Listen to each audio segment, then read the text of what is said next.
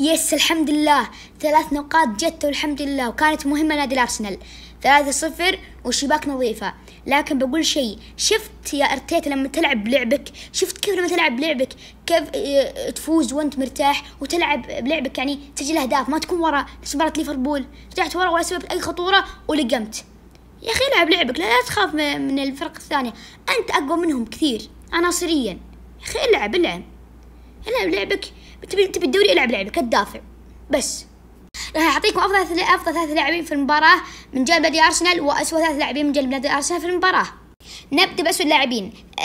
أسوأ لاعب هو نونيري، مو مرة سيء لكن في بعض اللقطات كان سيء، مثل لقطة جيت الكورة سطحها. ليه يا أخي؟ كان يقدر يتعامل معها بأفضل من كذا يا أخي. الثاني هو مارتن أوديغارد، صراحة يعني هو ما قصر لكن إصابته هي اللي أثرت، وإن شاء الله ما تكون طويلة، وإذا كانت طويلة راح يأثر على نادي أرسنال بشكل مو طبيعي. والأول هو جابرييل مارتينيلي، ما ألومه صراحة، دخل على آخر الدقائق فما راح يقدم الأداء الممتاز يعني. نيجي عند أفضل اللاعبين.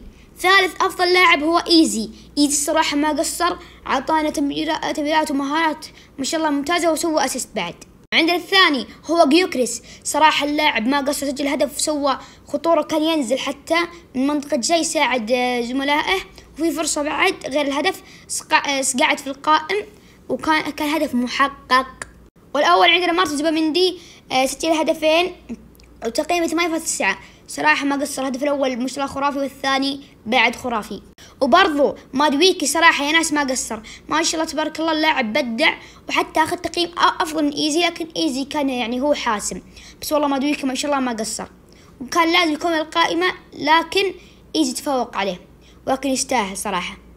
وبعد ما ننسى موسكيرا، صراحة موسكيرا ما شاء الله تبارك الله عليه قدم أداء ممتاز دفاعيا، يا ريت تستمر على هذا الأداء، وغياب سليبة إن شاء الله ما يأثر علينا، وموسكيرا موجود. وفي خبر، تشكيلة ريال مدريد الرسمية مثل ما تشوفون، في الحراسة تيبو كورتوا، على اليمين دانييل كارفاخال، واليسار الفارو كاريراس، والمدافعين 2 ايدن ميليتاو ودين هويسن، والوسط ثنائي الوسط داني سيبايوس وتشاوميني، والثلاثي اللي أمامهم إبراهيم دياز واردا غولير وفينيس جونيور، والمهاجم الوحيد هو كيليان امبابي. صراحة تشكيلة ممتازة، وأتوقع مباراة ريال مدريد ضد ريال سوسيداد